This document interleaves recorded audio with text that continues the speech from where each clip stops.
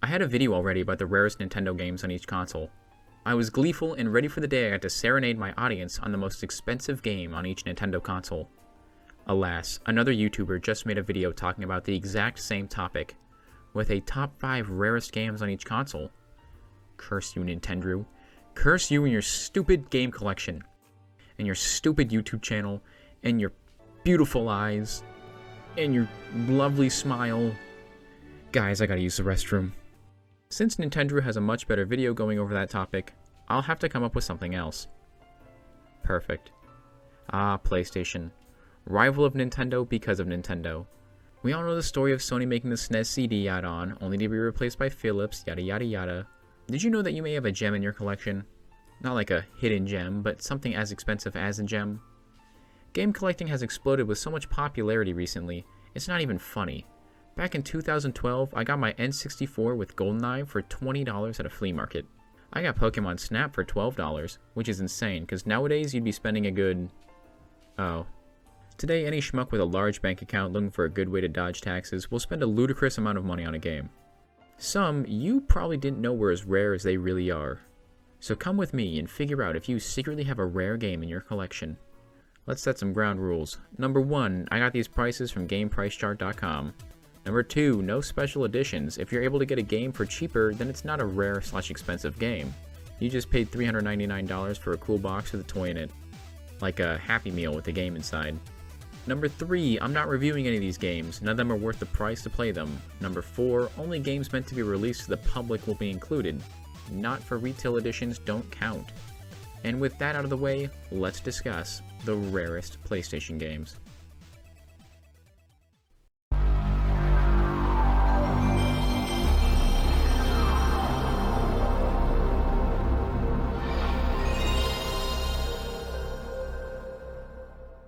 If Nintendo was known for its family-friendly image, Sony was known for being the cool younger brother. Does anyone know who Tron Bonne is? If you answered yes, you're probably a Marvel vs. Capcom fan, as she's not going anywhere near her home series for a long while. Did you know that she had her own game? The Misadventures of Tron Bonne is a Mega Man Legends spin-off with a focus on puzzles.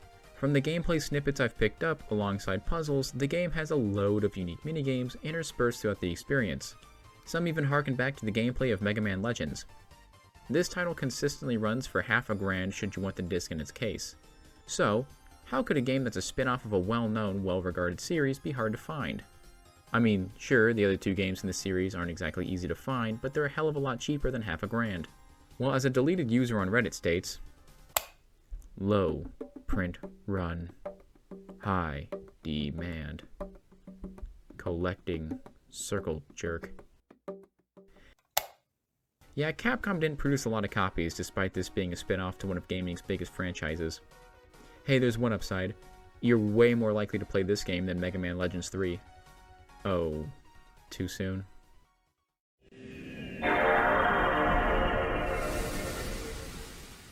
Yeah, this list really tells a story. The top 4 rarest games on PS2 are horror titles. Horror games weren't too popular in the early 2000s.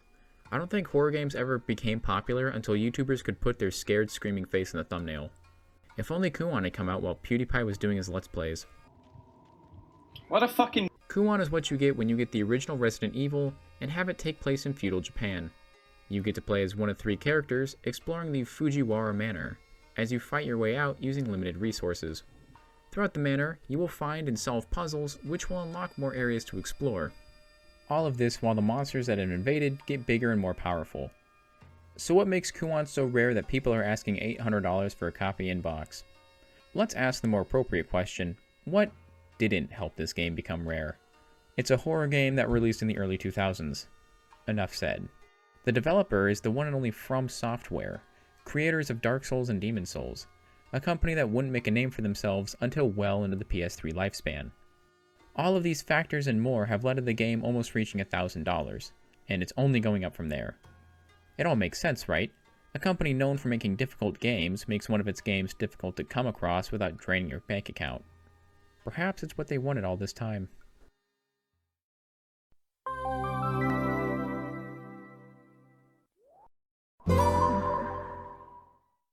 The PSP isn't a console I hear about too often when it comes to rare games. For this list, the top game is Ys 1 and 2 Chronicles. Ys is an underground RPG that hasn't really taken off with the masses yet, but it has enough of a cult following to keep releasing games up to this year with their 10th entry. It's recommended you start with this game as your intro to the series. If $120 and a PSP are a bit of a steep price, the game has a deluxe edition that's available on Steam for $15. Knowing Steam though, during the next seasonal sale, it'll be worth about as much as SpongeBob sold to Mr. Krabs.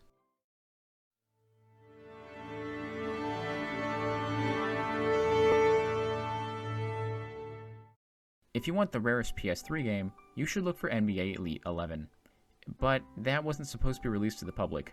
After that, you have Aquanauts Holiday, a game that's a sequel to a little-known PlayStation game. Why is it so rare? It was exclusively released in Asia. The only way to get your hands on an English version would be to get one secondhand out of Taiwan, Hong Kong, South Korea, or various other South Asian countries. I'm not going to count this game, as the majority of my audience lives in countries where this game wasn't sold. Shout out to all my Japanese BD larvae, who will have a much easier time finding this game. So we venture to investigate the next game, Syberia Complete Collection. Syberia is a point-and-click adventure series that, like Ys, hasn't taken off with the mainstream, but has a devoted cult following. This game is hard to find because...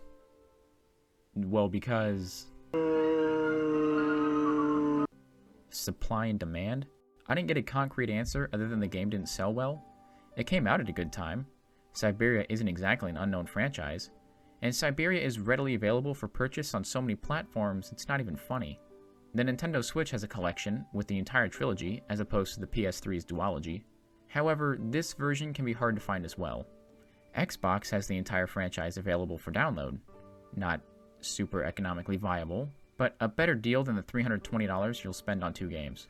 Finally, my recommendation for how you should play these games for cheap, other than the elephant in the room. To nobody's surprise, Steam also has the entire franchise available for download. Most of the series is less than $20, and even as I write this video, there's a sale going on making the entire franchise, even the games that weren't released at the time of the PS3 version, less than $20. So unless you're one of those people who are a hardcore video game collector, there's no reason to buy this version. Every console that's worth a damn in the modern era has this game buried in its digital store somewhere. So if you're a fan of the classic point-and-click adventure genre, you'll likely get a kick out of this.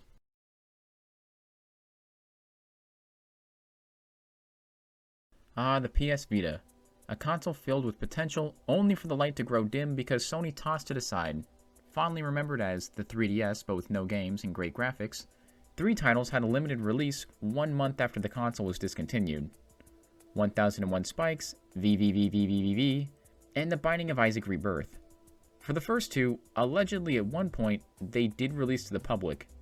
As for The Binding of Isaac, this game was little more than a rumor. It wasn't until a Reddit post from 2 years ago revealed that the game had been made. OP claims that he found this copy at some game store for cheap.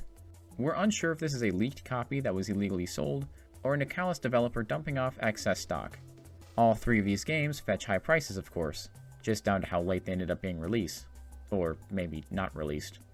Alongside their limited run, while 1001 Spikes and VVVVVV just barely escaped the 4-digit mark, The Binding of Isaac... Now, as for games that 100% qualify, Invisimals is a creature-collecting action RPG adventure title that implements the Vita's camera, microphone, and touchscreen into the gameplay. After you wrangle yourself a creature, you train it by battling other Invisimals. So why is this game rare?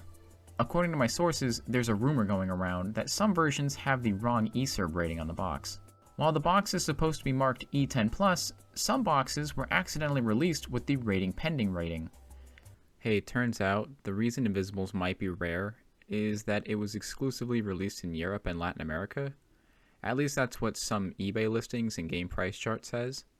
Though I haven't heard this from any other source, so take that with a grain of salt. If this is the case, this game would be the rarest according to my rules, with only so many copies produced.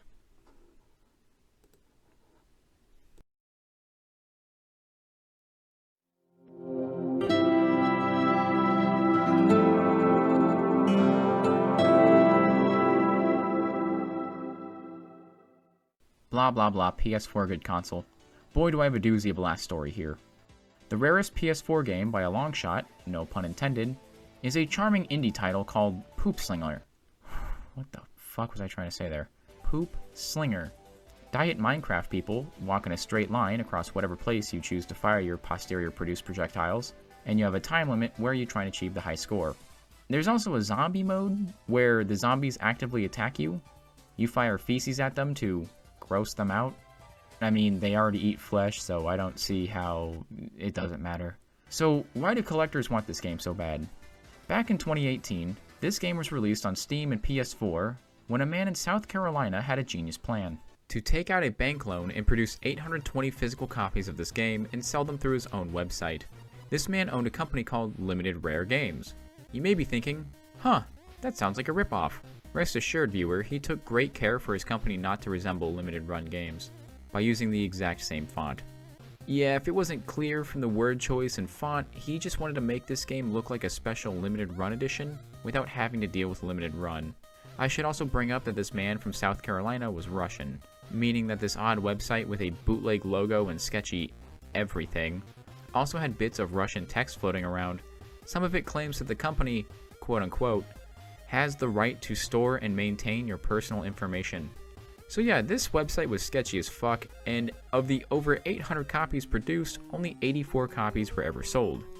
So thanks to this game having less than 100 copies out in the world, an in-box copy will cost almost $1,000. And that's if you're lucky, as some copies sell to the 4-digit mark. If you're saddened by this anal adventure being unobtainable for you, it's available on Steam for $5. This also makes the story funnier, as the physical copy was priced at $30 then $50 due to a lack of sales, for a game that was $5 everywhere else. It's a real head-scratcher why this game didn't sell well. I'll end this section on a note saying that if the developer of this game ever offers to shoot the shit with you, he's probably not looking for a conversation. If you happen to own one of these games without knowing its worth, then congratulations, you should treat yourself to a lottery ticket. I don't think I need to tell you that none of these games are worth the price. They all either have a convenient alternative way to buy them, or can be obtained easily via emulation. The only exception to this is Invisimals, but according to critical reception, you're not missing much. With all that said, bye for now.